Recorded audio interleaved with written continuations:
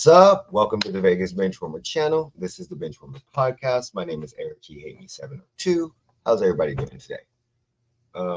As of right now, Jeremy is he's got some family in town, some friends in town, so he's not going to be on.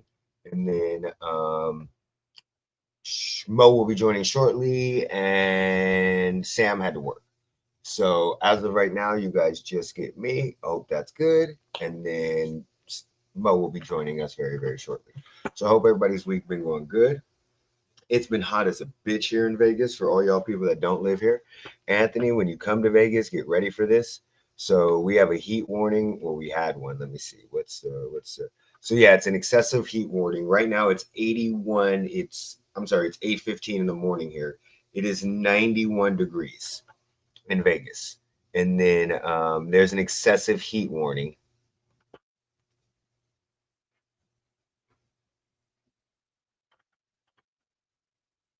Just happened.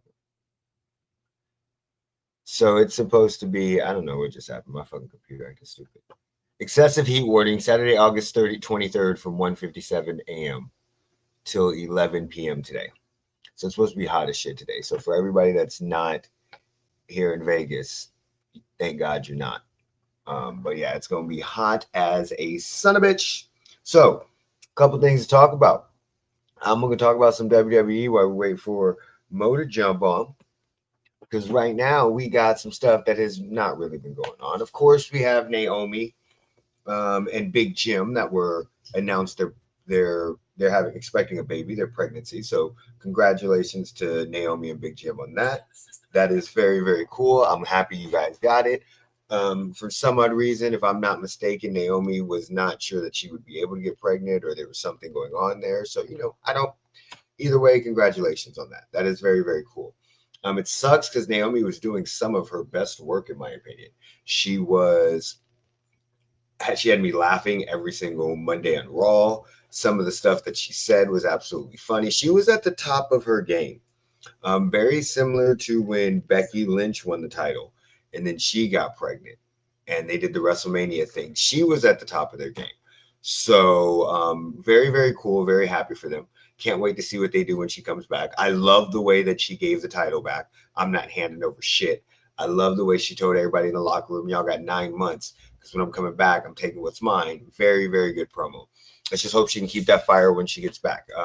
But she was on a run of her life to me. So it's bittersweet with that. Outside of that, Raw was not very spectacular. It was not very good to me. I do like what they're doing with Judgment Day. I really can't wait to see. It's so weird because I don't know whether or not I keep thinking they're gonna do the turn with Finn Balor, but at points in times I don't know if they're gonna do that or not. So it's kind of weird to me because it seems like they're doing a slow burn, but this just might be Finn Balor's character going on. So weird when you take off glasses. Like I used to not wear glasses. So it's so weird that now that I take off my glasses, I look weird without them. I also think how it's weird that I can see in the morning when I wake up and I don't put them on. I'm fine. But then once I put them on, I can't see shit after I put them on when I take them off. So yeah, Raw wasn't that good. It wasn't bad, but I didn't think it was the greatest. I'm trying to go back to see because there was nothing that really stuck out in my mind. So, oh yeah, we had the Jey Uso versus Braun Breaker match. That was just what we knew it was going to be. It was going to be a whole bunch of interference. We had the Io Sky versus Raquel Rodriguez. Not a bad match. I don't understand why Roxanne waited to come and beat her down after. I would have just loved a disqualification for Io Sky. But and then Rhea Ripley coming to the aid. I do like what they're doing with Asuka and Kairi Sane, the Kabuki Warriors. I do like how they're turning that very slowly. There were reports that they were supposed to do it a lot slower, but due to the Naomi news, they had to kind of rush that. But I do like what they're doing with them. I love the New Day. I don't understand why, but I absolutely love the New Day. There's my beautiful woman. I wasn't talking to you, mamas. I was talking to my wife. So thank you very much. So stop. So, yeah, I love the New Day. I love their morning. I'm gonna be 100% honest. Xavier Woods looks weird to me in fucking trunks. I think he should go back to wearing pants. The latest from the Vision, yeah, the Visionary. We saw it. There was stuff with what was it? Paul Heyman was throwing barbs and using ECW references, which I love. Paul Heyman is one of the greatest of the show of the entire world. So it was nice to see that, but overall it was kind of a boring match. I don't really care about the Intercontinental match between Natalya and Becky. I don't understand how they've never really. I don't. Maybe Natalya needs something. I've always liked her as a person. I've always liked her as a worker, but maybe she needs like the man or something. She needs something. She needs to stop being so damn nice. I need to see a horrible, mean, evil Natalya come in and wrecking people. So yeah, I wouldn't say. Oh, and then the Penta and Xavier Woods match. I don't know why everybody likes Penta. I'm not big on him, just like I'm not big on Cody Rhodes. Oh well, sorry about that. SmackDown. SmackDown was okay. Wasn't good. I didn't see all of it. I was watching it on this morning. I was watching it a little bit last night. But John Cena returned to SmackDown. Yeah, the whole John Cena thing. His last show is in December, so I mean it's pretty cool. We're getting to see a farewell tour. I don't know when these farewells tours started in sports, but we need to stop all this shit. There's only certain people that deserve it. John Cena is definitely one. Charlotte Flair. By the way, I saw these images on Twitter of Charlotte Flair, and she's like, "Hey, I'm a boss babe" or whatever. And I was like, "Whoa, who the fuck is this Charlotte Flair?" I don't ever remember seeing Charlotte Flair like this. And I was like, that don't even look like Charlotte Flair. Y'all need to stop. Let me see. Let me see if I can find it.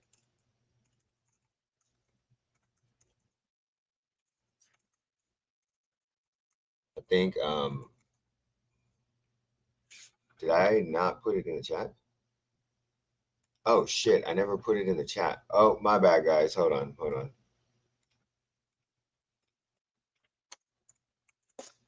I don't think, yeah, my fault, Mo.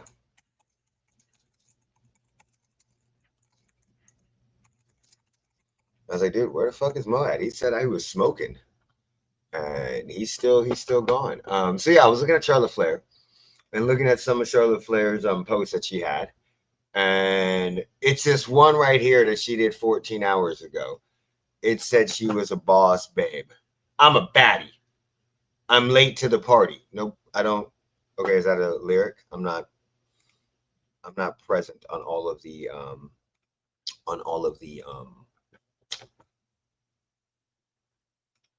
the lingo. I'm old. So this one right here that says she a baddie. When I saw this, I did. Let's see if Mo knows. My bad, Mo. I forgot to put the link in the chat. Oh, good. I was like, dude, he's been smoking for a minute. Maybe he got stuck like I do. Okay, so do you know who this chick is? No, she looks familiar, but I couldn't tell you her name. Do you know she is there? No, still no. There. No. There. Am I supposed to? No, I'm just what because that is her new picture. That is Charlotte Flair's new post. It's Charlotte Flair. How the fuck does this person right here, this woman right here, how is that her? Those don't even look like the same women. No. They look nothing alike. Let me see if I can find another picture of Charlotte Flair's. Like that's her. I saw this post and I was like, what the fuck did y'all do to Charlotte Flair? Y'all gave her some color. Is So yeah, it like some spray tan or something? They did some contouring or something to her face because that don't even look like the same person. That girl has me questioning her ethnicity. I was gonna say she looked a little ethnic right there. That's what I'm saying. I didn't know who it was. Yeah, so I did not know who it was. Yeah, so SmackDown was what it was. I know a lot of people like it. I do love the Street Profits. I still have to watch all of it, so I'm happy for the. I didn't see the Alex Black and the R-Truth match. That's where I'm at right now. So I didn't get a chance to watch all of it. But what, mamas? What? What? Why are you over here whining? That's the mama. Let's hear it. Yeah, so I didn't get a chance to watch all of it, but yeah, it's WWE's going pretty strong right now. It's pretty cool. I'm kind of liking it. Just wanted to recap basically, and then we know we have the Clash in Paris just a week away. I don't understand this shit. I don't understand all their names at all. Then they have a new fucking pay-per-view just for ESPN because their ESPN deal, and it's called WrestlePalooza. Yeah, like look, just start naming them 1, 2, 3, 4, 5. Stop coming up with some stupid ass. I mean, we have SummerSlam, we have WrestleMania. Just in between, call them whatever you want. PLEs, whatever the fuck we want, because they're not pay-per-views anymore. Speaking of no pay-per-views, what do you think about the news with UFC? Oh, the Paramount deal? Yeah, their Paramount deal. What do you think about that? I had heard that they were gonna be leaving ESPN after their contract was up, so it surprises me that it's with Paramount, but I guess it doesn't surprise me that they're leaving ESPN. Well, no, I thought, because UFC is all about the fucking money, and I don't think honestly that UFC did very well on ESPN. yeah, I think also with Paramount, they're gonna have shit on CBS, so I don't think ESPN did as much in the way of putting them on ABC as they could. And that's probably where they're like, well, we're gonna go where we can get on network TV and get a Yep, national exposure. yep, So I think they're trying to do the fucking White House card on CBS. yep. And I mean, in the beginning, I think the ESPN deal was very, very good. But towards the end of it, the ESPN streaming network just became fucking horrible. Yeah, well It now they're was, switching it all up yeah. too. Yeah, but it's still not good. Now they're redoing it. Now they're relaunching it where you'll be able to get all the shows and everything that you actually want through ESPN Plus for where it 30 was bucks a not. month. Yeah, so where it was $20 a month, but you'll actually be able to watch the shows like a streaming service. The problem with ESPN Plus was you couldn't watch shit. So unless you Just had their paid, other in-house yeah, content. so if I wanted to watch First Take, I had to sign into my cable provider because they had so much money still invested in cable. So when they relaunched the ESPN with all of their pay-per-views and everything, and they started redoing it, it's probably a lot better now, but it's probably much too late. But yeah, their deal ran until 2026. Yeah, all of their content will be available on Paramount Plus, effectively ending the pay-per-view model. So all you have to do is sign into Paramount Plus, and you immediately, if you have Paramount Plus, you're immediately getting everything. There's no Oh, more they're pay. taking. They're doing the Netflix model.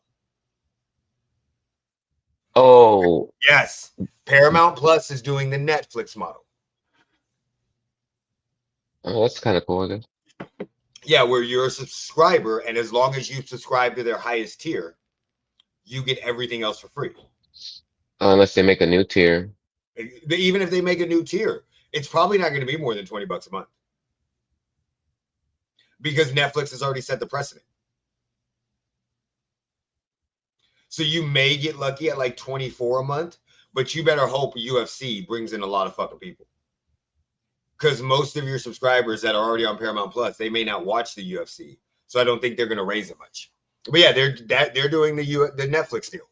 That's why they're saying they're ending pay-per-views. So they'll probably, are you still there? Or are you frozen? No, I'm good. Oh, so they'll probably get a How's, they'll probably get a portion of whatever their thing is. But yeah, they will have no more pay-per-views. It'll be very similar to Netflix. I guess it's. I was just thinking that's probably because the pay-per-views have been sucking, and so they don't see a point to them anymore. What's up, Tupelo? How you doing, buddy? How's it going? Hey, it's a sports soap opera, buddy. Okay, it is a. Sports are soap operas. He was talking about WWE. Happy National Sponge Cake Day, by the way. All right, Yeah. Um, so since we're on UFC, let's stay with it. We got to talk about we got to talk about the fight. man. Hamzat, fucking Tasmanian Devil. That Um, that is the most dominant I've ever seen a challenger be in a fight.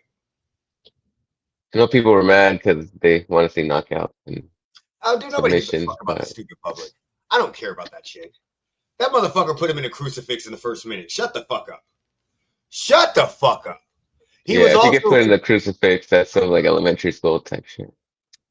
who doesn't love a good sponge cake? That is very true. He got put in the crucifix within the first 2 fucking minutes. And if you're not understanding why Hamzat was not going for a knockout, then you've got to understand. Then you just need to shut the fuck up. One, he respected Duplessis. There was mutual respect for him. He respected his stand up game. He had seen what he had done to people. He respected that stand up game because that motherfucker immediately took him down. Within 30 seconds of him getting stood up or the round started, Duplessis was on the ground. He was like, nah, I'm not dealing with your hands. I'm not dealing with your hands at all. So that's a respect issue. I understand that. And then he has gas tank issues. We've seen that multiple times in fights, and he's only fought like twice in the last year. So we've seen gas tank issues. So when you're on the ground and you're trying to beat the shit out of him, you're throwing all those punches, you could wear yourself out. We've seen fighters punch themselves out. And Duplessis doesn't fucking gas. So I understand the concept of let's get him on the ground, let's hold him, let's make him carry my body weight, let's keep my cardio active because I'm not really doing shit. I'm not using a lot of energy while I'm on the top, and let's see what happens. And it's his job to make me fucking work. And he couldn't make him work. How many times you get put in a fucking crucifix? How many like that is a move that most kids were put in if they had a big brother. Yes, Like that. it's some Like, annoying that shit when you get put in a crucifix and you can't do shit about it. exactly. That is if you had an older brother, an older cousin, a very close for you've been put it how and how the fuck did Duplessis not understand this? Like that literally looked like Randy Couture versus James Toney. That's what it looked like. You had a stand-up boxer versus a wrestler. James Toney even said he worked months on fucking defense and still got. What did Duplessis work on? What I don't know. he could not get up from the bottom at Maybe all. Hamzat's just that good. No, stop it. Stop it. There was no rolls. There was no nothing. Nothing at all. Fuck. Hamzat took Holland down in the first 10 seconds, and Holland did a roll and tried to get out of that shit. Duplessis just fell. Like he got his body attacked, and as soon as Hamza got a hold of him, he just fell. You've seen multiple fighters fight Hamza. You knew he was coming in to wrestle. None of them. How do you get put in a fucking crucifix in the first 2 minutes? Mauricio, explain that to me. How are you a UFC champion, and in the first 2 minutes of a fight, you get put in one of like I would not say it's not an easy way to get put in that. So it's not something that you could just kind of fall into that. But it's not something that most people understand what they're doing. I mean, he didn't have normal grapple, 2-on-1. Mauricio, we learned this in fucking high school. We Yeah, well, wrestled. I don't. How many times did we work on the drill? 2-on-1. When they I had don't you think. on your on the back and you were on your knees and you're sitting 2-on-1, switch the arm, stand up, turn. How many times did we work on shit like that? Oh, I I don't don't know if think it he was did. actually a sequence because I don't remember that. I'm fucking 43 and I'm a pothead, so I don't remember a lot of this shit. But how the fuck? How did? Come on, Mo, tell me. How does that happen? Well, I don't think he spent as much time working on that. Apparently, That was elementary wrestling. But like, didn't he? I think he did a lot better wrestling with Sean Strickland, and I don't know how good of a wrestler Sean Strickland is, but I thought he was decent toward DDP. At least showed some sort of, I don't know, competence there. But now I think he just ran into somebody on a different level. Well, Sean Strickland doesn't really wrestle though. That's a That's what I different. was like I don't know saying. why He's not the you greatest wrestler, but Sean Strickland, I literally started thinking of O'Malley. I have no clue. It took me your whole conversation to realize you were talking about Strickland, the ball-headed white guy, not the other, not Sugar Sean. I don't understand why. But Sean Strickland's not a wrestler. He's a boxer. He's a that's bro. I'm like I don't remember like his other fights to compare. I guess levels of wrestlers that he's faced, but I think Hamza might be the top Oh, he is. wrestler. He's the top wrestler. But Mauricio, was there any time during that fight that you said, "Damn, that's some cool shit Hamza just did on him"? I didn't actually watch it. I just read that that's kind of what happened, that he just Oh, was okay. dominating him and holding him and Go doing back and whatever watch. he pleased. Go back and watch it. Like when you read the article, I watched. I didn't watch. I watched it. It was horrible on Stream East, but I ended up catching it on the day after, literally on Twitter. Some dude had the whole entire fucking fight on Twitter, and I was like, "Fuck yes." And what? It's not, if you go back and watch, when you read the articles and they say that he dominated him, in our minds, a lot of times we get that, he just held him down. He kept. We've seen Kamzat pick somebody up and walk over to Dana talking shit. No, this was simple, basic wrestling. This was a double leg, a single leg, a body lock, a fucking you fall to the ground. I get on your back. You try no rolls. There's no, the only, at one point in time in the fight, it was like, I think there was one takedown that Plessis did not fucking go, did not get. Like Chimaev was 6 for 6 at one point in time in the fight. I think, let me see exactly his stats. Let me see his stats. Hold on. I had it bring up. Let me see what his stats are. UFC, Chimaev versus Duplessis. It was 21 minutes of control time. Reject all. Why do you guys always ask? Reject all, please. Reject all, bitch. Okay, so he was 12 for 17 on takedowns. 71%. The strikes were 529 to 45. Hamzat or Hamzat had Duplessis? 529 strikes to Duplessis 45. 45 the whole fight. Yes, And dude. so And nine per round. these were not fucking like, most of his strikes were just like, he has them in the crucifix and he's like, like they weren't even significant strikes. There were very few elbows because he was again trying to save his take. There was only one submission attempt. Chimaev didn't even go for a submission one time. There was 30s out of his 529 strikes, only 37 of them were significant. That, like, most of them were baby taps. There were no knockdowns whatsoever. So I hold think on. that's why some people will probably try to shit on it. Okay, so up until round 4, Chimaev was perfect on takedowns. He was 1 for 1 in round 1. 131 shots to 3. Out of those 131, there was only one significant strike. The second round, he was 2 for 2.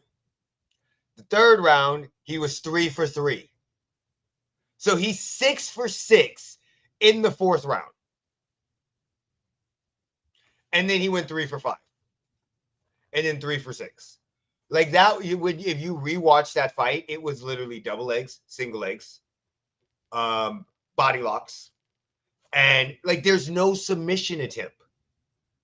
There's no, and the escapes were he would get up against the cage, get up, and then immediately get taken down in 20 seconds. Well, like you said, he had his game plan and he followed it to a T. And Look, all I'm gonna say, that's if why I it can't ain't call. If it ain't broke, don't fix it. How do you go into a fight, knowing that your opponent's main goal is to take you down and you can't stop it? Like, it's not even that you can't get up. You can't stop getting taken down. By round 3, the fight was over. Like, at the end of round 3, the only way Duplessis could win was a knockout. Like, round 1, 2, and 3 were 10-8s. The fight was fucking over. And then Khamzat started getting a little careless. Yeah, I don't know. That was one of the worst fights I've ever seen. Don't get me wrong. It wasn't a bad fight. I thought the fight was good. But it was one of the worst performances I've ever seen from a champion in a fight in my life. Not in UFC. Listen, I'm going to tell you how bad this title fight is. The last time I could think of a champion getting his ass whooped this bad was when Kofi Kingston lost to Brock Lesnar when SmackDown joined Fox in like 12 seconds. I That don't is even fake know wrestling. if I've ever heard of Kofi Kingston. Exactly. That is fake. That is WWE. In WWE, this wouldn't happen.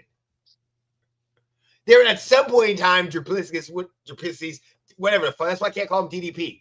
Motherfucker couldn't even pull out a cutter. At some point in time, he'd had a comeback. There was no comeback. There was no tag. There was no nothing. There was 21 minutes of him getting his ass humped. Like, if he was in prison, he literally got gang raped for 21 fucking minutes. That's all. And he laid there and took it. He laid there and took it. So, yeah, that was one of the weirdest fights I've ever seen in my life. Nothing else really mattered on that card. I know Michael Venom Page beat the shit out of Jarrett Canier. That was kind of funny. I don't know if you've seen the highlights from that. No, but I did see the two spinning elbows. Yeah, I heard about yeah, I saw those. Those were the one by Carlos Pirates in to Geoff Neal, and then the other one was that by Tim Elliott? It's just Jeff Neal. Jeff Neal, whatever the fuck is Geoff. That I don't look, Yeah. Fucking motherfuckers. Jared Geoff. It's Jared Geoff. Yeah, Jared Geoff, so yeah, I've seen those, but the Michael Venom Page, watch the highlights. Michael Venom Page was in his bag, dude. He was mocking him and everything. And again, that's Jared Canier. That's a number 9 ranked fucking, what is he, middleweight. Some dude that literally put somebody in the shadow realm. That put him in the sunken place. And he was mocking the shit out of him. Other than that, I didn't really care about the UFC. It was not big a deal. Yeah. Yeah, the Chimaev, you got to go back and watch that, buddy. You got to go back and just watch. Just watch the highlights. Like, there's not a highlight for Duplessis until round 5. All right, Colts QB situation. So a while ago, Mauricio said that receivers go to the Titans to die. Do you remember that? Yeah. Mauricio? Okay. Yeah. So the Colts have to be the QB graveyard of developing quarterbacks. As of right now, the Colts have started Daniel Jones over Anthony Richardson. Isn't Anthony Richardson's in his 3rd year, right? This is his 3rd year? Think so. Second? No, it's not his 2nd. He was injured his 1st year. His 2nd year, his name is Anthony Richardson. God damn. Yeah, he's going into his 3rd year. Yeah, because his 2nd year, yes, it was when he took himself out. So they drafted him knowing he was a project when they drafted him. He'd only started a handful of games in college. They immediately, for some odd reason, say he's a starter. He gets injured. They bring him in, gets injured his rookie year, sits. They start him again, a project quarterback. This is a team that is not very, but they have Jonathan Taylor. They have Michael Pittman. They have a very good team. And he goes 6-5, but he takes himself out after a long run. And then They start Joe Flacco. They give him the keys back. Doesn't do good. They bring in Daniel Jones to give a quarterback competition. The quarterback competition is designed to help your young quarterback understand that he's not given a place. It's not meant for him to lose. So, like, and he lost to Daniel Jones. Like, he didn't lose to, like, a veteran quarterback that may have a good season. He didn't lose to, like, a Ryan Fitzpatrick. He lost to Daniel Jones, who's been on his third team in 2 years. Now, granted, Daniel Jones with a run game and a good offensive line is a fucking beast. But that got me thinking, when is the last time that Indianapolis developed a quarterback?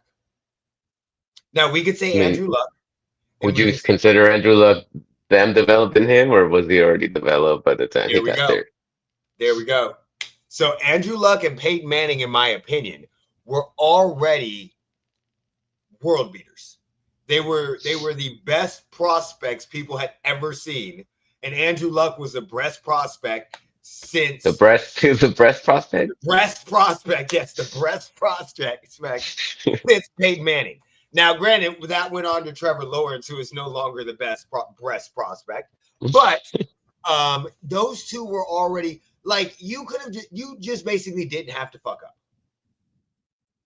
Which we know they fucked up because when both of them left the team for they were injured as fuck. Was it both necks? Sucked. Was it both neck issues? Yeah, both. Well, I don't know what the fuck was wrong with Andrew Luck. He had pick a fucking problem with him. That motherfucker was like operation. You could just point to a part of his body and knew it was broken. So, and for y'all that don't know what operation is an old game we used to play as a kid where you had to fix broken bones and all that shit and be very, very careful. Well, they got the life-size version at Dave & Buster's. Yeah, they did have a life-size version at Dave & Buster's. So when you look at that, besides Peyton Manning, so we just gonna go back to right before. I'm not gonna go back to the 80s because I don't give a fuck about that. Well, we can go. We'll go back to the 90s, right? Jim Harbaugh. So in the 90s, they had Jeff George. That was their starting quarterback in the 90s.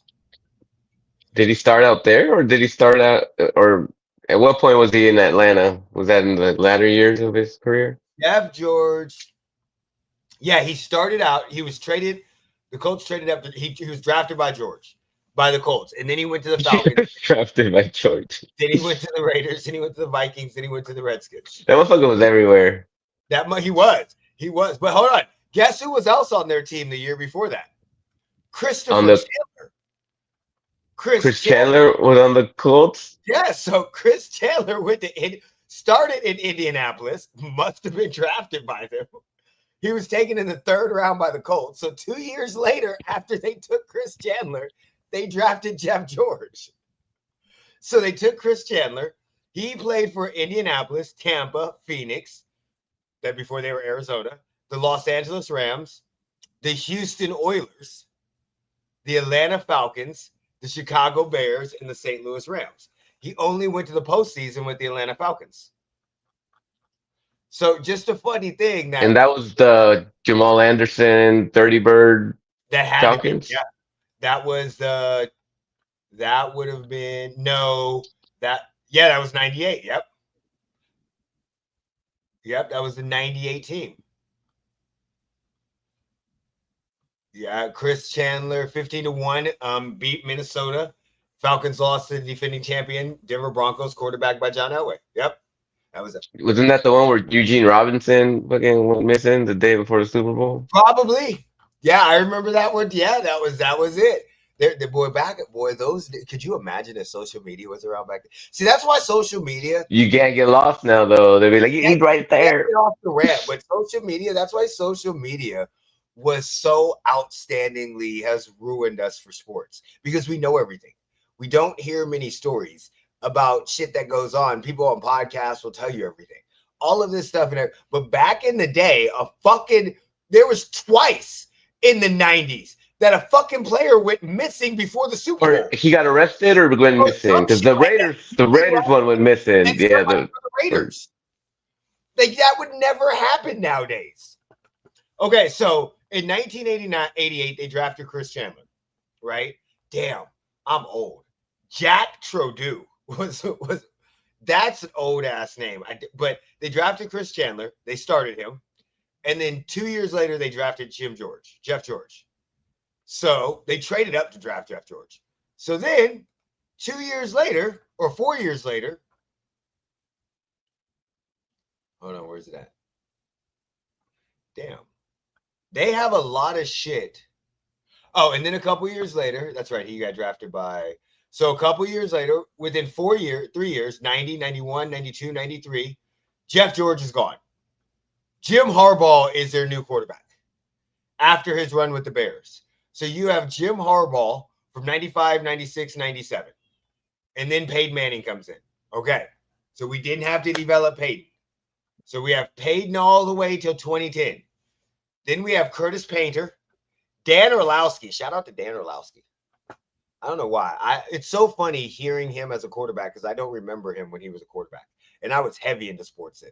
I have no clue who Dan Orlowski was as a quarterback before he became on ESPN. Yeah, you do. He was the one that ran out of the end zone. I didn't know that before ESPN. This is the issue. Who the fuck watched the Detroit Lions back then?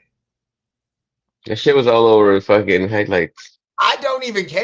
They were 0-16. I may have remembered that happening, but at the same time, who the fuck is a Dan Orlowski? He was a quarterback for an 0. I used to watch all the little midday shows, and that's how they fucking would talk about. So I guess it was. Then you had Andrew Luck. So you had Andrew Luck for 12, 13, 14. He gets injured. Matt Hasselbeck, Andrew Luck, Josh Freeman. Then you have, shout out to Josh Freeman, dude. That's a name I haven't heard in a while. Andrew Luck again. He gets injured, or he doesn't play. Scott Tolson plays one game. Then you have Jacoby Brissett. Then you have Andrew Luck. So we have just gone through 34 years of quarterbacks.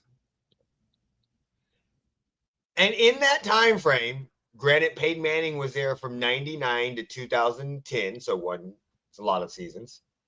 10, 11, 12. Did you say Jim Harbaugh? Yeah. Jim Harbaugh played 95, 96, 97. So from 1988, almost 40 years, they've developed two quarterbacks, and both of those quarterbacks just happen to be the best prospect ever in the history of history. Both of those times, they happen to fall into the number 1 overall pick. Both of those times. And they got the best prospect ever. But they've never developed a quarterback. So if you go backwards. Like, what do you consider developing a quarterback?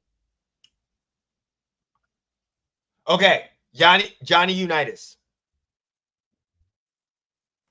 Johnny Unitas is the last quarterback before Peyton Manning that I would say. So you went from 1968. Earl Morrell was a quarterback they drafted early, right? Nope, he played with Detroit. So they had Johnny Unitas. From who's Burt Jones? Burt Jones. Who'd you get drafted by?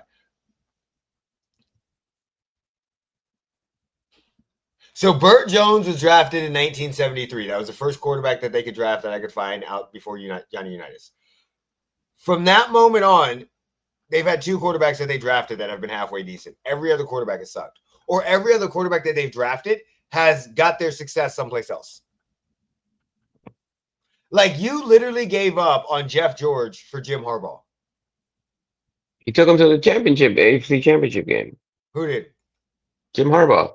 I don't give a fuck. I mean, I'm saying, like, it's not like he was as bad as everybody else. You kind of like just slumping them in together with everyone. No. By the time you got Jim Harbaugh, now, you know what? It doesn't sound that bad because he was 6 years in. No, he did not take them to the AFC championship. Did they fucking lose to the Steelers like in '95?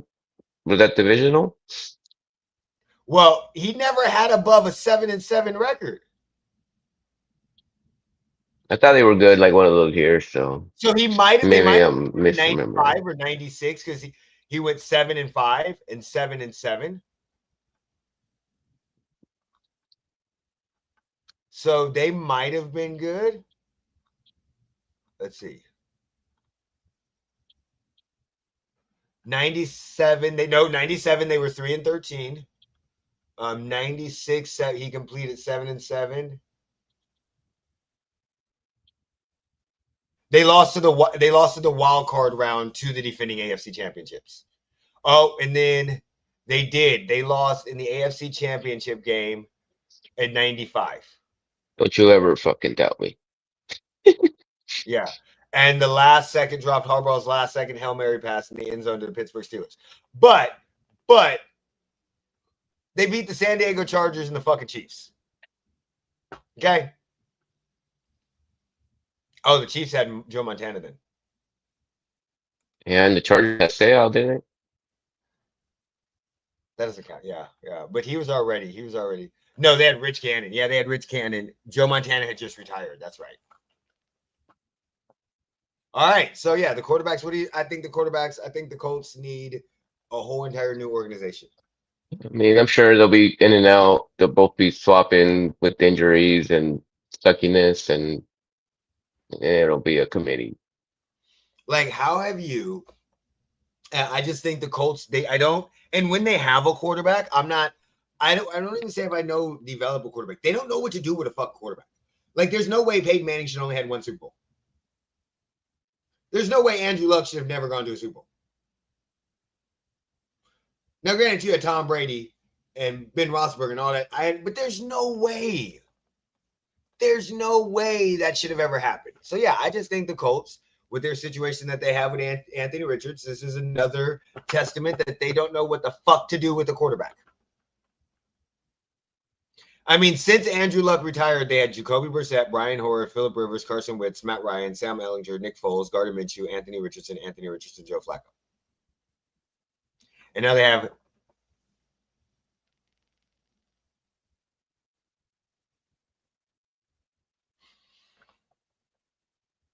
what is this?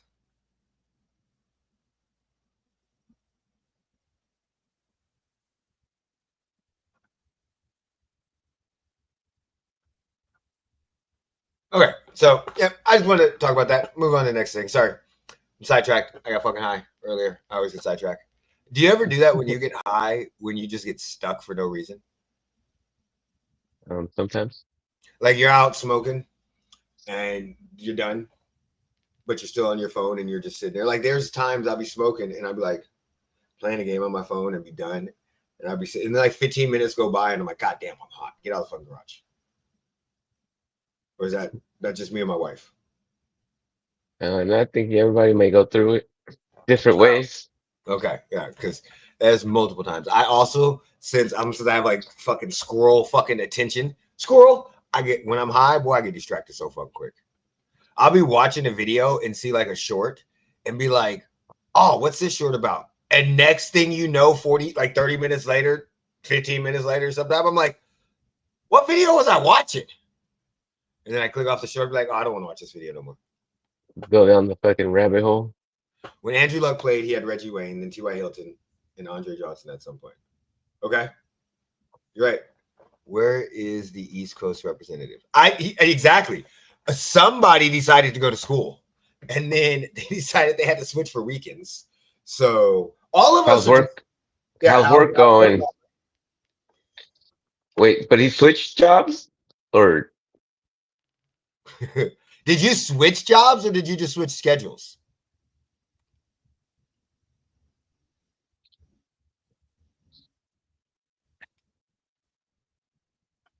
Drop their asses. Okay, so you're not doing phone repair no more?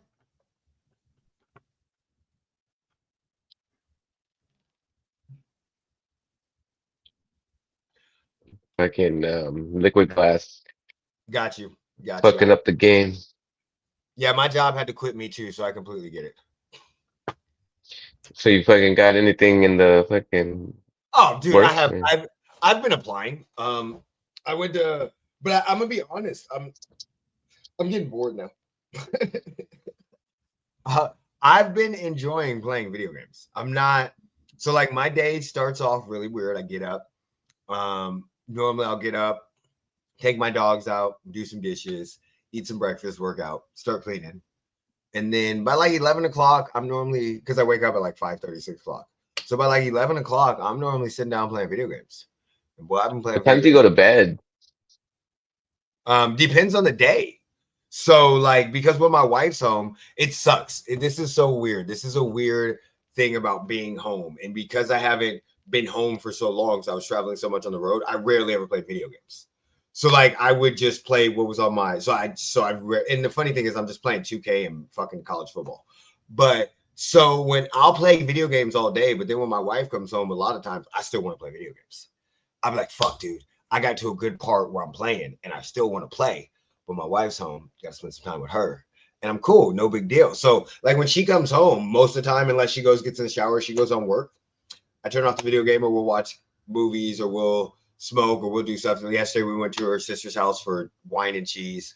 And then depending on what time, I go to bed between 9:30 and 11 o'clock. Because like it's weird. Me and my wife, so I used to stay up all the time and go to bed. I used to stay up and be like, oh, I'm gonna stay up. She'd be like, oh, I'm going to bed. Cool. I'll be in bed in a couple hours. I'm gonna stay downstairs and play video games. But then I hit 40. And once I hit 40, my body's like, hey, there's no reason to do that. Just go your ass to bed. So like when my wife goes to lay down, 9 times out of 10, I'm right behind her. Like 100, even if I'm not going to sleep, I'll just lay in the bed, play video games because I got a PS4, or I'll just watch YouTube till I go to bed. So I'll go to bed between 9:30 and 11. Yeah, no, my sleep schedule is the complete opposite. No, I understand. I completely get that. Today is National Find Your Inner Nerd Day and Cuban Sandwich Day. Never heard of either one of I those. thought it was fucking sponge cake day. How Yeah, many fucking days are we having today? What the fuck? it's National Sponge Cake Day. Come on. So yeah, but I get up because of my dogs. So my dogs, like my body will naturally start waking me up at 4 o'clock. It doesn't matter what time I go to bed. I Yeah, could go to bed 6 o'clock, 6:30ish, yeah, usually for me, except for today. I went to bed at 11 a.m. Yes, 11 p.m. last night. And that's when I laid down. And at like 4 o'clock, my body was like, hey, get up. I'm like, nope, not time yet. So yeah, it's just, and that's so funny because the older you get, the more your body changes. Like, boy, if you would have told me when I was 20 something that I'd be waking up at 5:30 in the morning every fucking day, I'd be like, you're a motherfucking lie. That is never happening. Getting old is fucking weird. Getting old. Oh, by the way, I went and saw the 35th anniversary of Teenage Mutant Ninja Turtles. Of the first movie? Yeah, they released it in theaters. They only Mm. released it for like a week, but it did so well in that week. It made like $3.5 million. And they had it in limited theaters nationwide. So it did so well that they re-released it for another week. So I took my kids to go see it, even though they're older. We took them to go see it. We went and saw it. And it was fucking amazing. It's the best Ninja Turtle movie that I've seen since that movie came out. So, like, I went and saw it and I was like, oh, let's see how it's going to be. You know, I was expecting it, and they showed a documentary in the beginning. And I was like, oh, they didn't change shit. This movie looks grainy as fuck. Oh my God, it looks so bad. But they did that to show you the difference of what the 1980s movie looks like compared to this film. Boy, they Mm. put that bitch on screen. I'm like, oh shit, this looks great. Me and my wife, it literally looked like it came out today with just not all your CGI. So it looked like even the CGI that they had looked like some of the Netflix movies you see. And then it was kind of funny seeing some of the people. Do you remember? Okay, Casey Jones. Casey Jones, I don't remember anybody from that fucking movie, right? So there's, now that I've gotten older, you know, when you go back and see old movies and you remember people. Like the actor, or Yeah, what are you you talking like about? you go back and see an old movie and you're like, oh yeah, I remember him. Like now you know who they are. Like I saw Mr. Bean in a James Bond movie. So like Mm. when you go back and you watch movies from like the They're two back. or whatever, and you That's- notice that they're kids. Like you see them and you're like, oh my God, I recognize this person. I completely recognize this guy. So the guy I recognized was Casey Jones. I couldn't figure out who the fuck he was. But Who it's plays Casey Jones? Elias Koteas. I just fucked up his name, right? And when you look at his movies, it's not the guy you thought he was. Like, he grew up and he's in Shutter Island. So in Shutter Island, that's the one, if you've seen that movie, he plays one of the inmates, I think. He's in a lot of movies, but if you look him up, you immediately know who he was. He was in The Case of Benjamin Button. God, Kate Blanchett did not age well.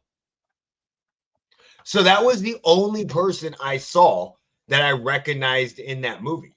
Everybody else, like April, did not become anything. The boy did not become anything. So it was just weird. Like, you go back and see some of these movies and you're like, what the fuck? Like, let me just see right now. Let me just pick one of his movies that's on here.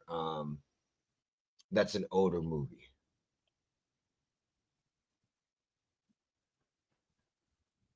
He was in the movie Prisoner. I don't know if that's a good movie.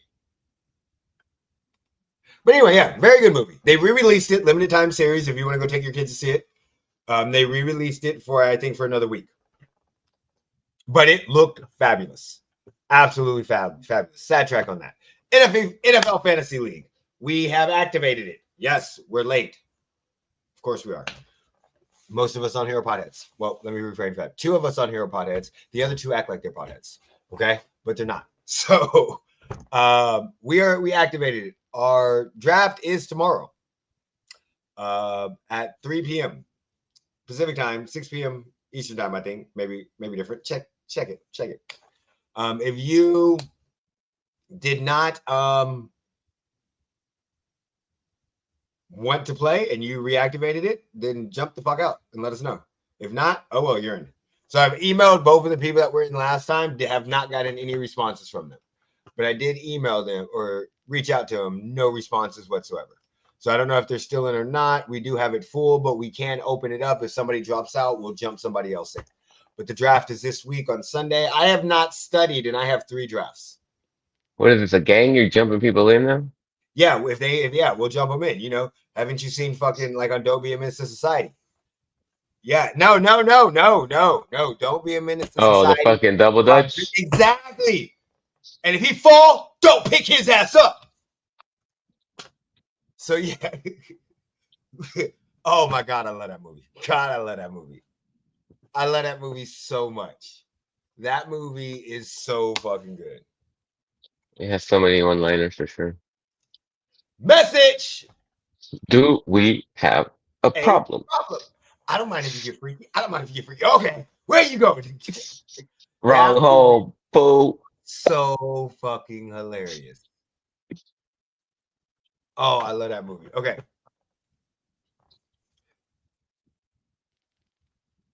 I don't know. That is Kelderog's job. He's the fantasy owner, so I don't know. We probably randomize it. I don't know. I don't know what order I am. I Doesn't it just know, randomize like the hour before, usually, by it does, default? but in some places you can do your draft order. So Oh, like so my draft order, my is it fantasy. like Go ahead. based on last year's results? Something like that, yeah. So my fantasy draft in my dynasty in both of my other leagues, the draft order is already set. So we could randomize it a day before, right beforehand. But a lot of times, if we reactivate it, it's set based off of what you did before. Oh, I just saw this one. Daniel Jones or Anthony Richardson. It's like having to choose between 2 dildos to be violated with, but the only difference is one is purple, one is pink. Speaking of dildos, speaking of that, did anybody happen to see the WNBA? I heard about it. I didn't see it though. They threw dildos on the court? Yeah, I heard about it. Okay, that's just funny. Real quick, talk about this. WNBA collective bargaining agreement. Okay, so 2 things that have happened in this agreement. 2 things that have happened that were big. The first thing was the fucking WNBA Players Association main head up. And look, Kelsey Plum, I love you.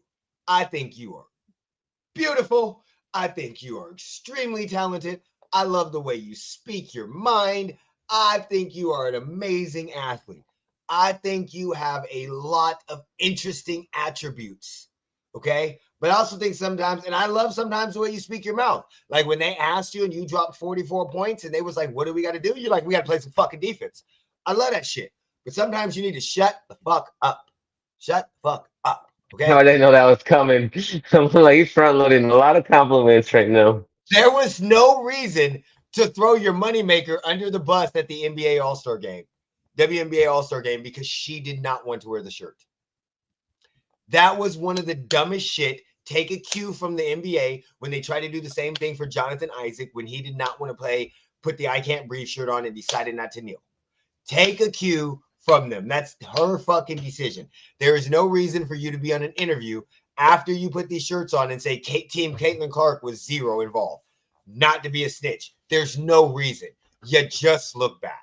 Just look bad. Second of all, huh? Why? Because I'm doing her hair and we got to finish that thing. Oh. That show. Oh. So, second of all, if you're going to wear a shirt that says pay us what you owe us, you better perform. You better perform. That was one of the worst WNBA games I've ever seen in my life. That might have been one of the worst basketball games that I've ever seen in my life. And you can't go, well, the guys do that. The guys' NBA All-Star game isn't good. You know what? It's not good now. But when they were performing and they were asking people to pay them their money and they were fighting for their rights, those motherfuckers went out and played. In all men's All-Star games they used to play. Even football. Shit, there's video of Pete Rose running into a catcher in an All-Star game.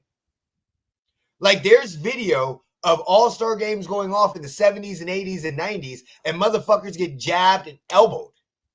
There's conversations about D Wade elbowing fucking Kobe Bryant in the early 2000s. Yeah, now they don't play. But when they were in the beginning and they were trying to fight for what they had, they tried to put on the best product ever. Michael Jordan played like 80 games. All those guys in the 80s and 90s played tons of games, and they put on the best product as they could due to the fact that they were still trying to make their paper. Now they got their paper. They can do whatever the fuck they want. It's $60 million a year. Y'all trying to make y'all paper. When a WNBA retired player calls you out on a podcast and says she couldn't watch the rest of the game, that's a sign. For y'all that don't know, Candace Parker was on a podcast with somebody, and one of the girls and basically said, you guys fucked up. You came out there with those t-shirts, and then you did not put on a game. I'm a fan and couldn't even watch it. You guys completely fucked up. Yes, you fucked up. You came out and said, pay us our money, even though you're a negative franchise, which that's not your point. I don't care.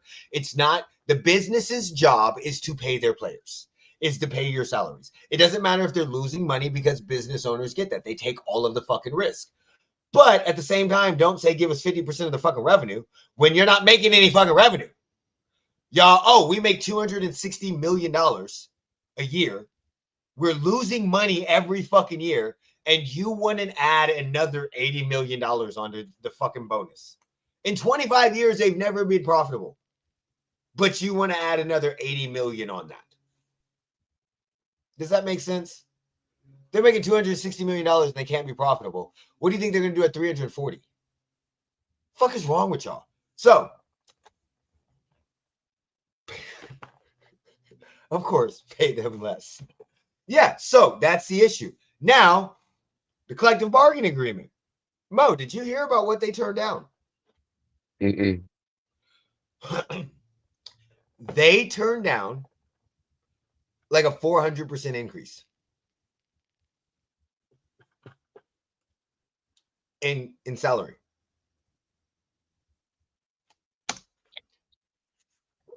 Thinking they were trying to get how much more? Revenue sharing. Because they're trying to get 50-50? Yes. And what was the league trying to offer? Okay.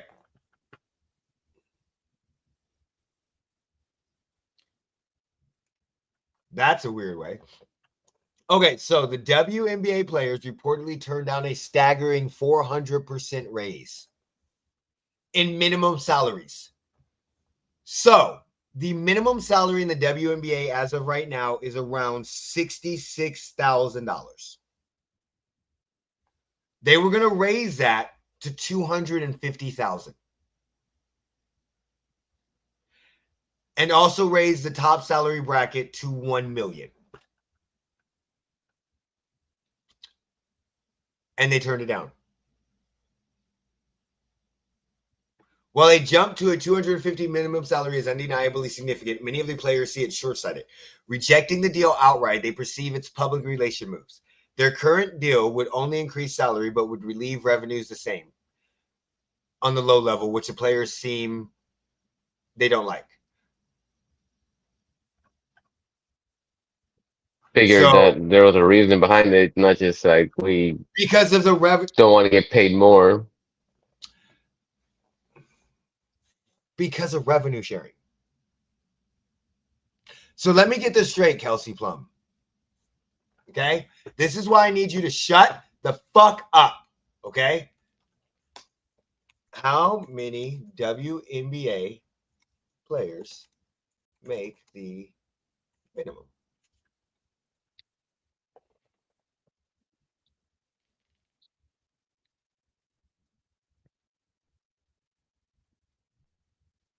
Okay. So if you have 3 or more years of experience, your minimum can be 78,000. There's no exact report on how much. Okay, what is the average WNBA salary?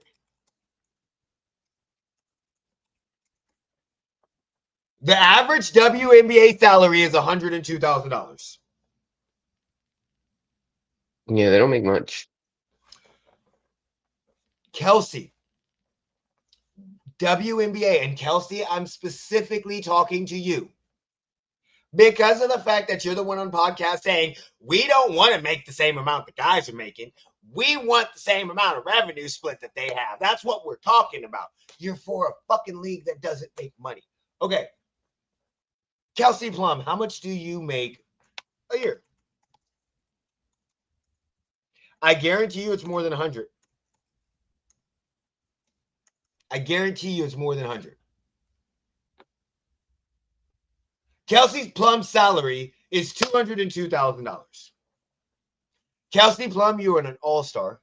You have 2 WNBA championships. You are one of the best guards in the league. And they're going to give you $50,000 more than your salary as the base. And you turned it down. So you mean to tell me, so revenue sharing, okay? How much revenue did they make?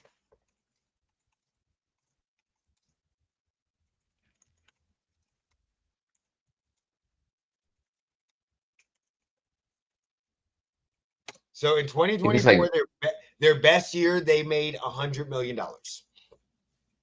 Okay, so 200 million. I mean, so they want 50% of that. So they want $100 million. How many players in the WNBA?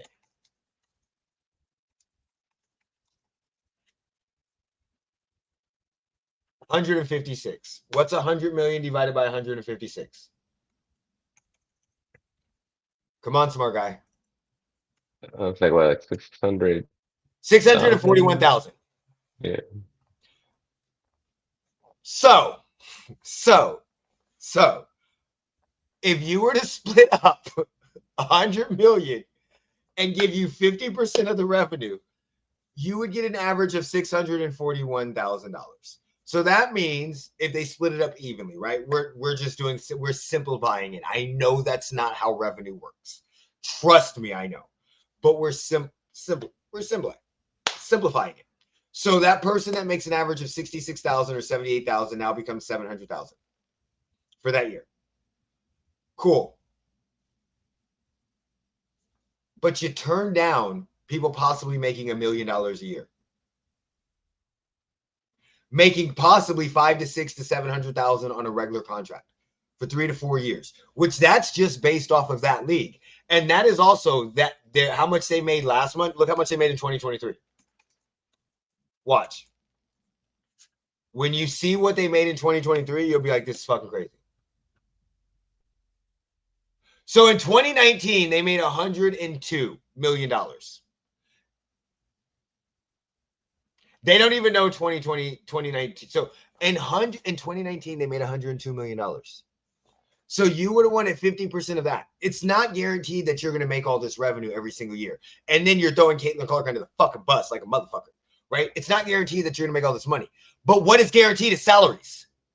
The WNBA has guaranteed salaries. So you literally, to make more money, to be greedy, you are taking away from multiple players that could have made more. Do you know what $250,000 a year on a 3-year salary would mean to somebody that makes $66,000? If you have over 3 years of service, you got a $13,000 bump. So I don't know what that is. Let me do math. 66,000 divided by 78. 16% bump. So 250,000 times 16%. 40,000. So you'd get a $300,000 contract now. But you're all only worried about one thing, and you said it's a public relation nightmare. You dumbass. You won. You won. What is the max contract at the WNBA right now?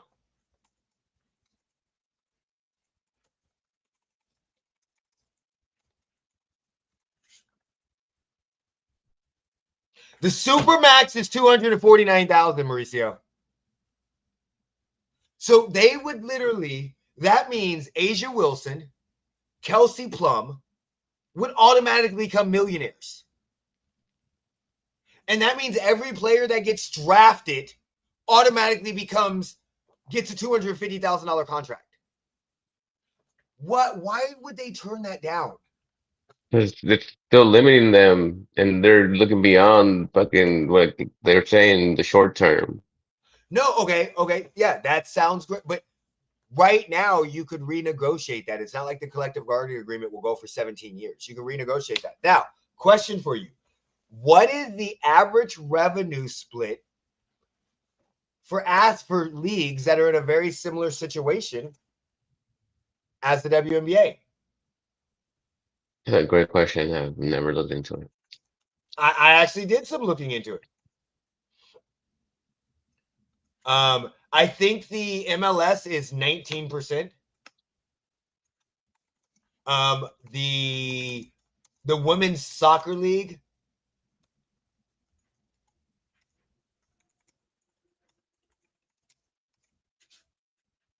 the women's softball league was like 16%.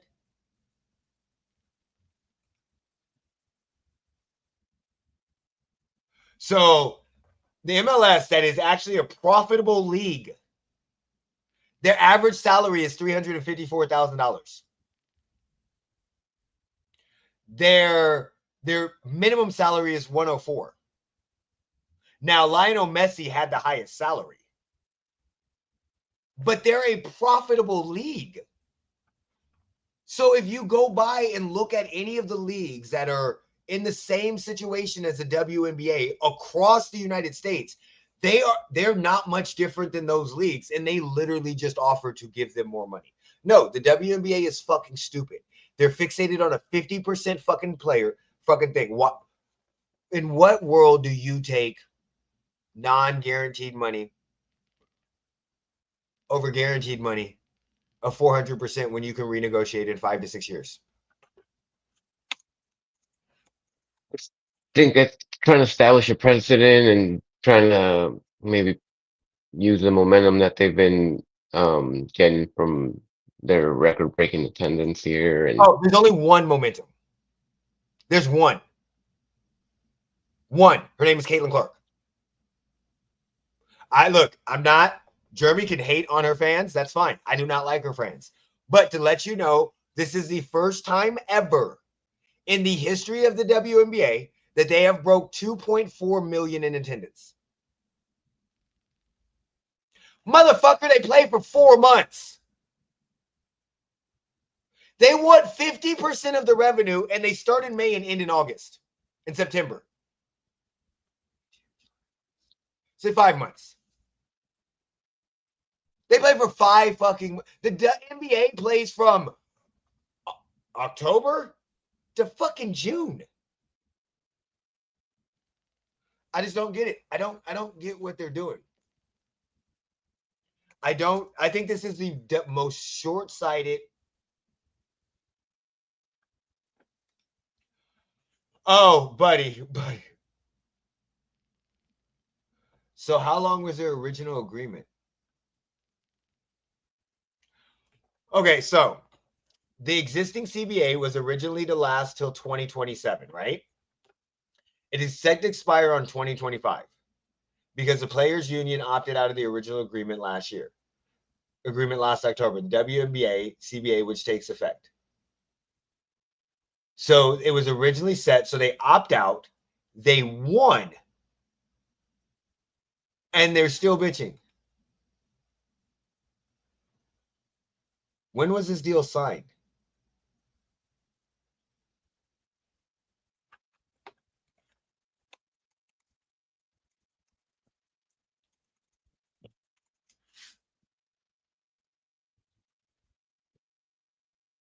$2020. So it was a 7-year contract with an opt-out in 5 years. Are you literally telling me that they're not being short-sighted? I mean, when they're making millions in Russia, they see, why can't we do something similar here? They gave them millions,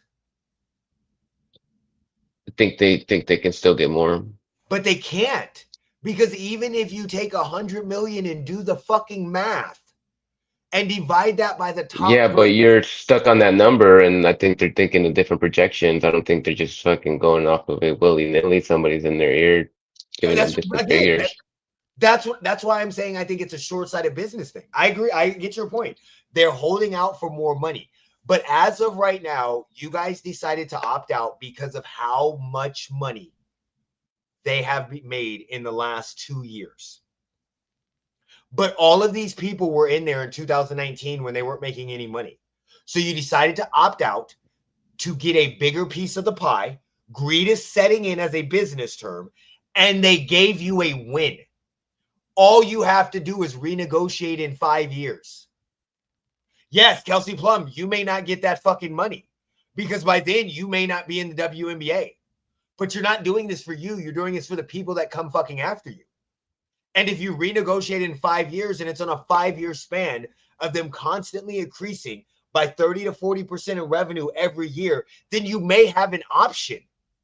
But right now, what is your option? Oh, my option is lockout. Okay, we just won't play. Cool. Go play in the Unrivaled. Yeah, the Unrivaled was making $250,000 as a guaranteed contract. I'm sorry, that's what the WNBA gave you. Oh, we're going to go play in Russia. Oh, that's funny. Why did Unrivaled start again? Does anybody remember why Unrivaled started?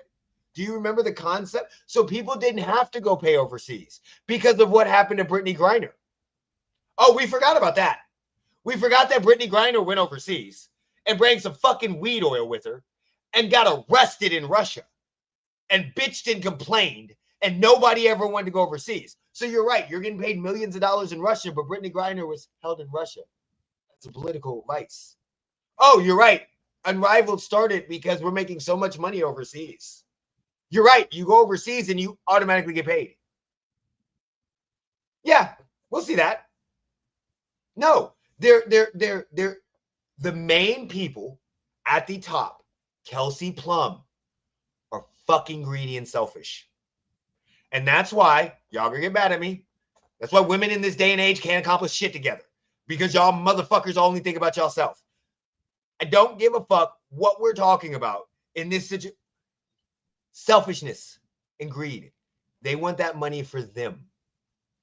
Kelsey Plum just became a millionaire. Over 3-year contract, because her contract ends this year on this new collective bargaining agreement, she's going to make $1 million. Everybody else below her is going to get a $400 increase.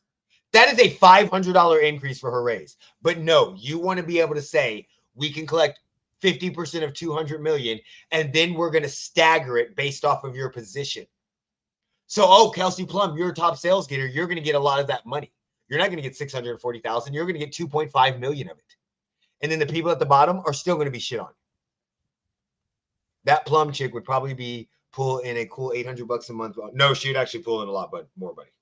She would pull in a lot more on OnlyFans. I don't know if you know. If she kept her mouth shut, she would pull in a lot more. She is.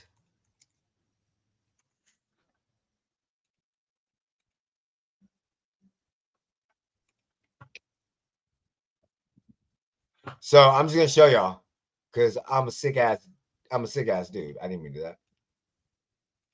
And my wife would be like, "Oh, you only care about the fucking women." I'm telling y'all, look, Kelsey Plum is pulling in a lot of fucking people. She's pulling in some people. Not when she's dressed like this. No.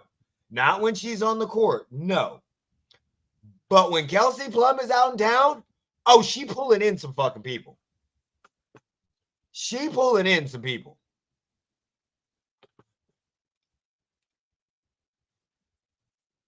Okay, I get you. I get you. I get you. I'm with you now. Okay, I got you. That's true. That's true. That is true. She is hot as shit. Kelsey Plum is hot as shit. All right. So I don't have any. Oh, and then we got the WNBA playoffs. The Aces. Do you know the Aces are riding a 9-game winning streak? I did. Yeah, 9-1 in their last 10. They needed that 9-game winning streak because there's only one team that has clinched the playoffs, and that is the Minnesota Lynx. We still got a month left in the season, I think. Yeah. So no, we don't have a month left in the season. We only have fucking 3 games left.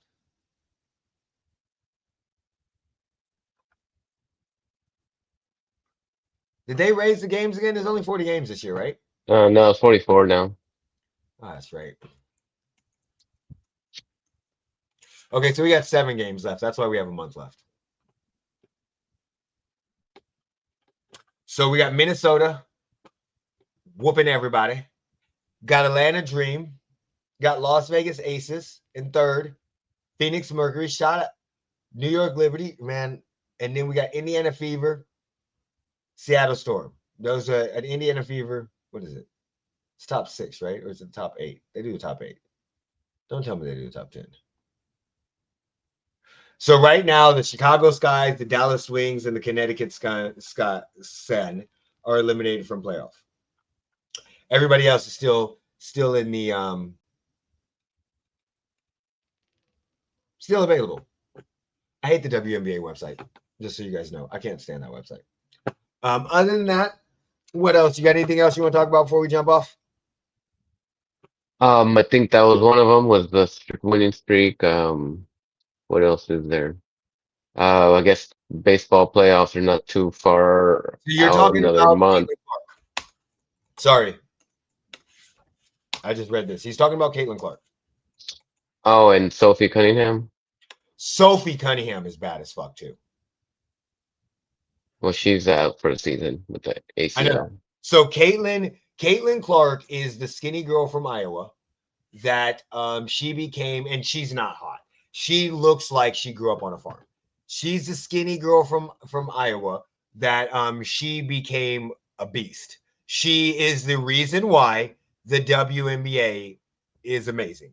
To put it very bluntly, to compare her to somebody, she's basically doing what Steph Curry did in like 2013. She has very good at assists, guard, dribble, can shoot from anywhere. She will talk shit. She's a trash talker, but she's also very humble. She does not play into the race baiting. So when people try to put her, and she's a white girl, so when people try to put the race game in, she doesn't play into that. She's very humble. Because she's in Iowa, she has a lot of racist ass fans. Sophia Cunningham, ooh, that girl's bad. That's another bad one. That's another bad one. Sophia Cunningham. See, some of these girls, and I know Sophia Cunningham is gay as shit. Her name is Sophie, not Sophia. I don't give a fuck. Her name is Sophia Cunningham. I don't care that it's Sophie. Okay, she's too badass to be Sophie. She's got to have a fucking name that strikes fear in you. Nobody's scared of Sophie, but if Sophia's coming, that bitch might get your ass. You do see what I'm saying? So she's No. gonna have. She's got, and she ain't bad. She's just got pictures where she looks really good. But the thing about it is, Caitlin Clark, the WNBA has allowed them to get more physical. And Caitlin Clark is not built for this. And they have gotten really physical with Caitlin Clark. And they're not protecting her. It's almost like the WNBA doesn't understand that Caitlin Clark is their meal ticket.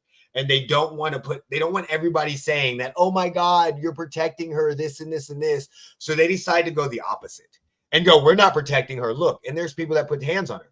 And nobody on her team sticks up for her. Why? Because they ain't got no real dogs on there. They got a lot of loving people. Leah Basta ain't fighting nobody. They ain't got no real dogs. And then they get Sophia Cunningham.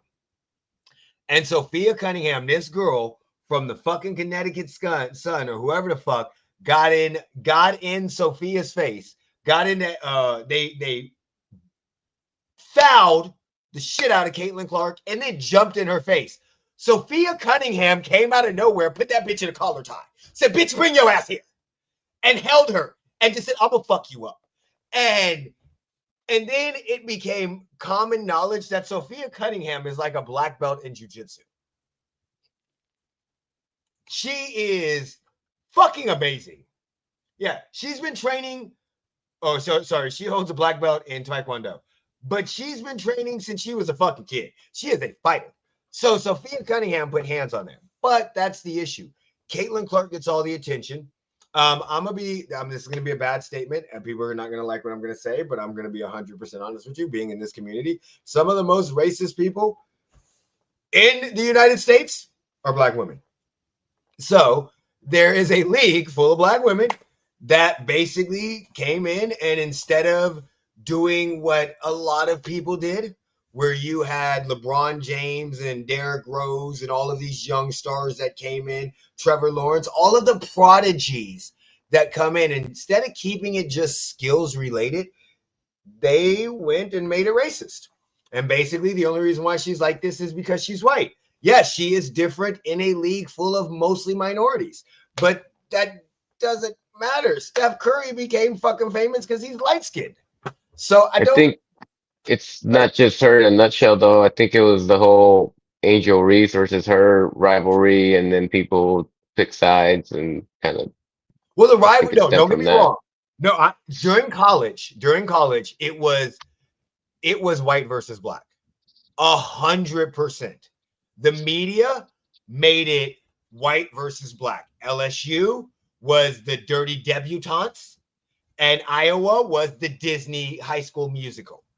The media completely made it racist. I didn't say the media. I didn't say anything about the media. I said WNBA players. I'm literally talking from the shit that has came out of their mouths. Not the media where players are. The only reason why she's like that is because she's white.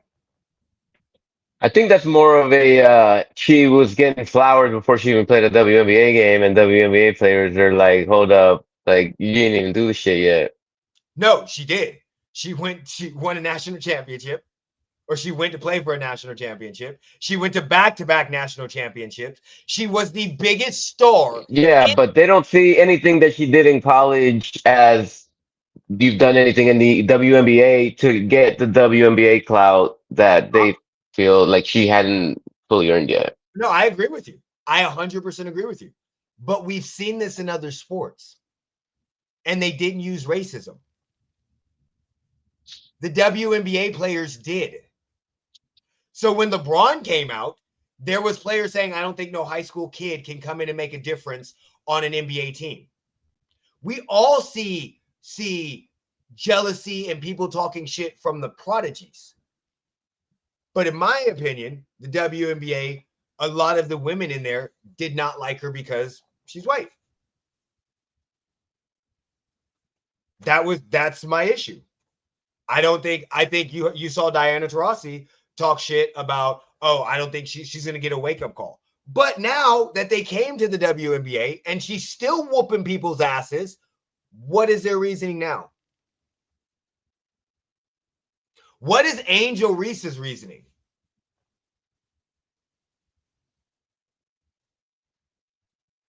And Because Angel Reese has said that on her podcast, that if Caitlin Clark was not white, she would not get all her hype. So what is her reasoning?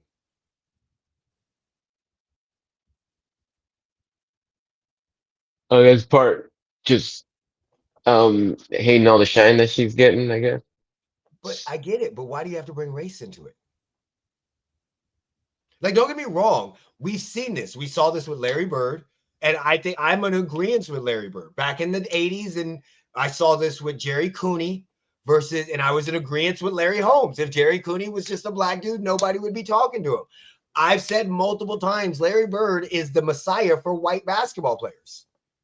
I've said that multiple, but these are in the 80s. We're literally in fucking 2025. Like, yes, why is she such a attraction? Because 75% of America is white. There's a white girl that is from Iowa. That's the girl next door that looks like a teenage boy with a wig. And yes, that's why she's getting 100%. And if she was a black woman, they probably wouldn't say the same stuff about her. I 100% agree with that. But they didn't do it with Paige Beckers. They're not doing this with Paige Beckers. Paige Beckers is the first rookie and the fastest rookie to get to 450 points, 150 assists, and a whole bunch of other shit. They didn't do this with Sabrina Ionescu when she came from Oregon and was Cope Mamba everything, but they did it with Caitlin Clark from Iowa. I'm not saying that this is something that happens all the time. I'm saying this is a Caitlin Clark issue. There's something that they don't like about Caitlin Clark, and they can't say shit about her. She's not horrible on PR. She doesn't feed into the racial stuff. She says she just want to play basketball, and that's the only. They're not doing it against anybody else. I think it's maybe the fan base, like you said, it kind of just gets slumped in, and she's the one paying the price she's for in it. a racist ass fan base. Don't get me wrong. She's in fucking Iowa. Okay? But that is not, I just don't understand why there's so many WNBA players using that. But then at the same time, you're trying to make money off of her name. And then throw her under the bus. Just don't get the hate. I'm gonna get a lot of hate from that guy. Maybe, I think maybe also too that like you're trying to make it like it's all her, and some of them are not gonna. Asia Wilson would beg to differ. No, we're not begging to fucking differ. No, fuck you guys. Fuck all y'all motherfuckers. Fuck all. In 2019, you had $102 million. Average revenue. She doesn't play in every game. Dude, you can look at the statistics. Do you know who have the most? Yeah, but I'm saying how many teams are there? It's not like they're not tuning into other games. There's 12. Right, but aren't they like all exceeding? Nope. When Indiana shows up, their games sell out. The Las Vegas Aces had to move the fucking game. When Caitlin Clark showed up, they moved the game to the T-Mobile Arena. And again, they've done that multiple times, that they made sure her game was on there. No, these are actual facts that you can pull up. Indiana leads the league in fucking attendance. Indiana has the most sellouts over any. Yes, the Aces were the first team to sell out all home season tickets. You're 100. The first team to sell out their home season tickets before the season started was the Aces last season. Like you can pull up, and this is the problem that they have. They don't want to pull up the stats.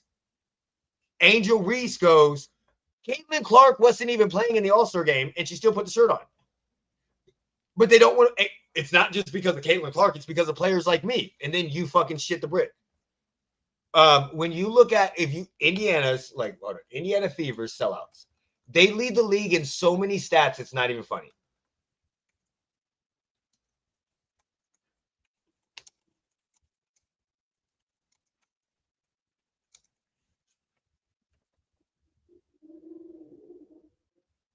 Dude, a preseason game against Brazil sold out in under an hour. It's ridiculous. It's not even. The Fever are leading the NBA in W attendance with an average of approximately 16,747 fans. The Fever experienced sellout crowds for many of these games, including a significant number of home games, 8 of their first 11 home games being sellout in 2024. That was last year when Caitlin Clark started. What's the average attendance for everybody else?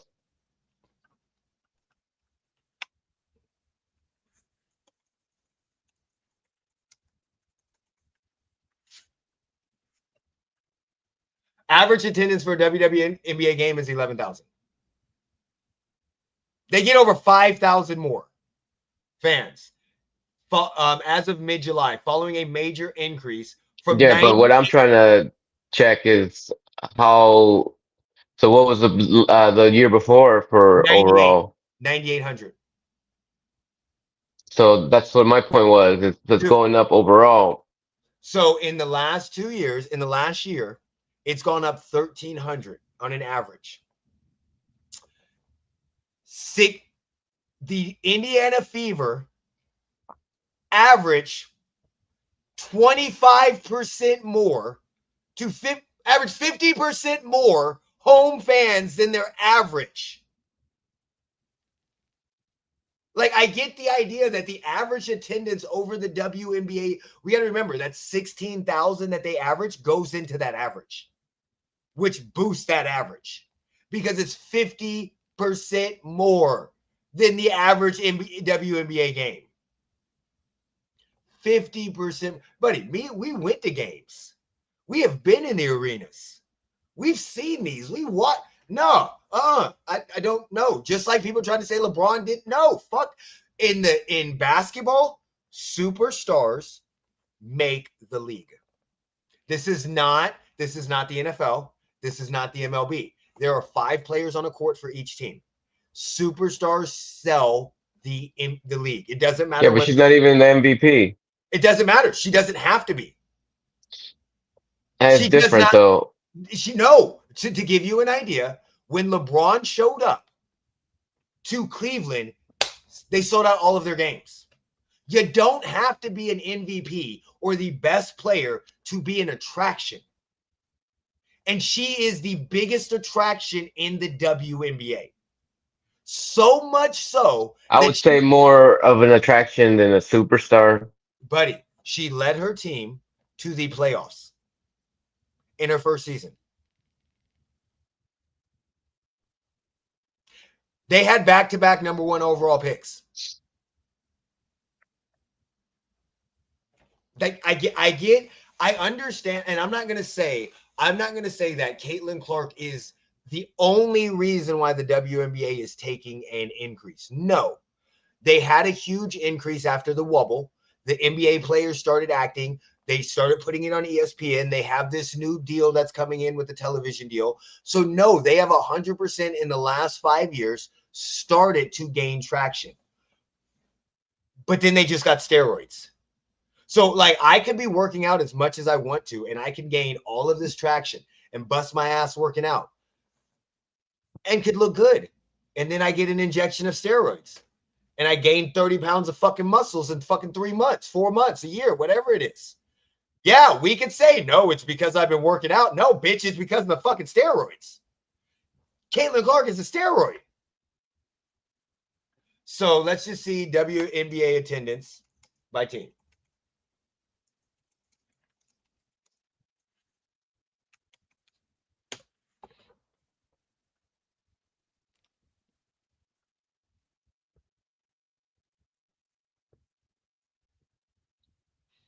Okay. Right now you have the Golden State Valkyries are fucking crazy. Golden State, they fucking support their teams. They are averaging 18,000 fans a game. They have total 307,000 fans. Their high is 18. Their low, okay. And they don't even have a premier player, like you're saying. They're a brand new team in Golden State. Brand new team in Golden State. Golden State supports their teams like crazy. If you go look at the Golden State Warriors, they never had any issues selling out games. They support their teams like crazy, but 100%. And then you have Indiana Fever, New York Liberty. New York Liberty is last year's champion. Sabrina Ionescu in New York. Those three are the highest. And then you have 12,000, 11,000, 11,000. 10, 9, 9, 8, 7, 5, 4. So most of your teams don't even hit the average attendance. I'm sorry, I can't say most. 1, 2, 3, 4, 5. 5. 5. 1, 2, 3, 4, 5, 6, 7, 8. Yeah, most of your teams don't even hit $11,000 in attendance. There are 4 teams that carry the whole fucking league. And she happens to be one of them, and they've sucked most of them being alive. And if you look at it last season, hold on, let's go to 2023. 2023, the Indiana Fever in 2023, so had 4,000. Las Vegas Aces led the league in 2023 with 9,551 in attendance. The year before Caitlin Clark got there. The highest average was 9,000. Las Vegas Aces have 10,000 right now. You go to 2024, Indiana Fever had 17,000 in attendance. They went from 4 to 17. That's 400%. The next closest team was the Liberty and the Aces. So now, yes, that I'm not saying Caitlin Clark is the main reason the WNBA is succeeding. She's not the only reason, but she is the main reason. Just like LeBron, Kobe were main reasons why the WNBA was so successful, or the NBA. Jordan.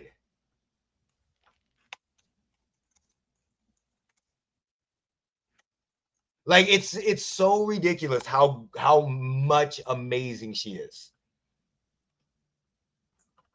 Okay, so top selling WNBA jerseys.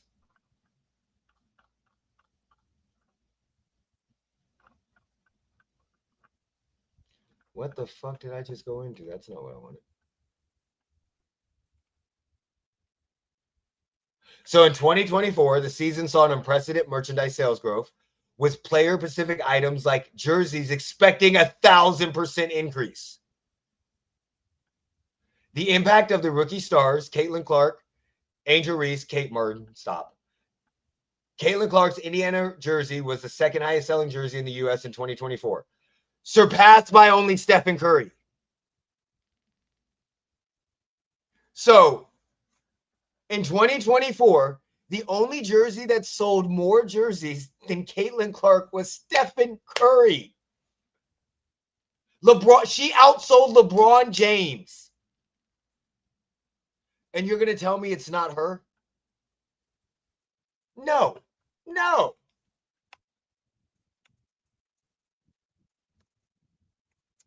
I'm saying that there's a lot of players out there that probably feel overshadowed, and Shut that's the fuck up. You're not that important. You're a role player.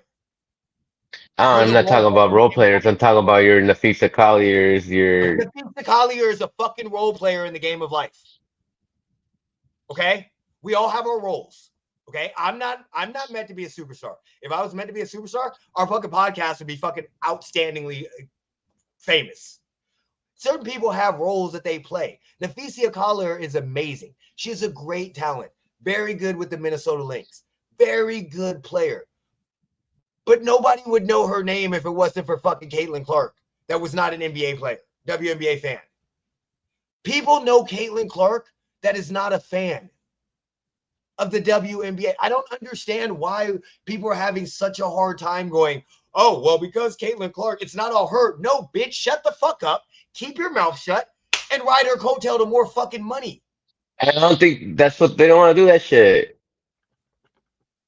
Yes, she outsold LeBron sales from all 3 teams. Yes.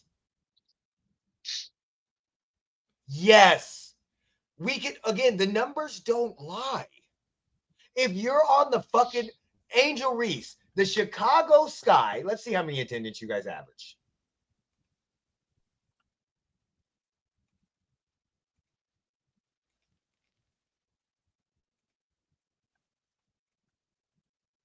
I don't think he's gonna get that attendance.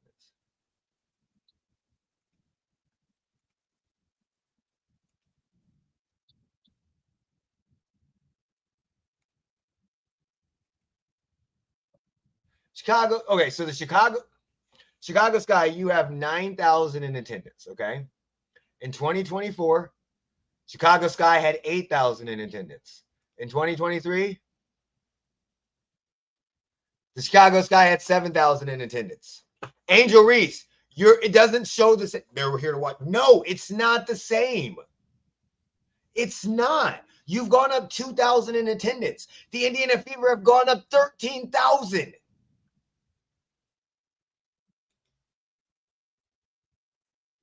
I've been surprised at you. Like, we can keep discrediting her. I have no problem. But if we're going to be factual, there's numbers that back it up. Yes, WNBA players, you guys have been playing for a while. Yes, you set the standard. Yes, you deserve to be compensated.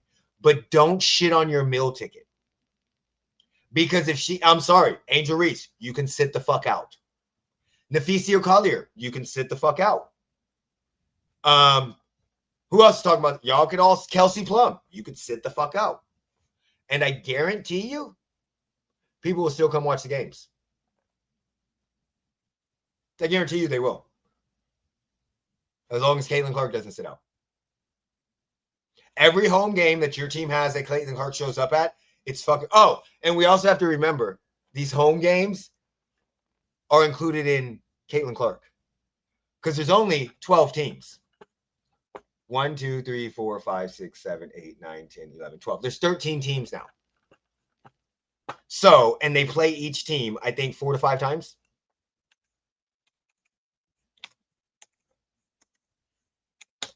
They play each team 3 times. Some teams they play 4, some teams they play 3. So that means your home games, you could have 2 home games for Caitlin Clark. So she's even boosting their sales. That's all I'm saying. WNBA on this shit, fuck up. And stop being a role player. How did that work out for Drew Gooden and Darius Miles? Are you frozen or are you just being really quiet? I'm just over it. All right. Anything else you guys want to talk about? No, I don't think so. Nope. All right. Y'all have a wonderful rest of your day. If you want to end us, you can end this and make sure you follow us social media, all that good stuff. And thank you everybody for joining. Thank you for listening to my rants. I know I go on a lot of off the topic shit, but appreciate that. And I hope everybody has a wonderful day. Whenever you're ready, take us out. All right, peace out, everybody. Peace.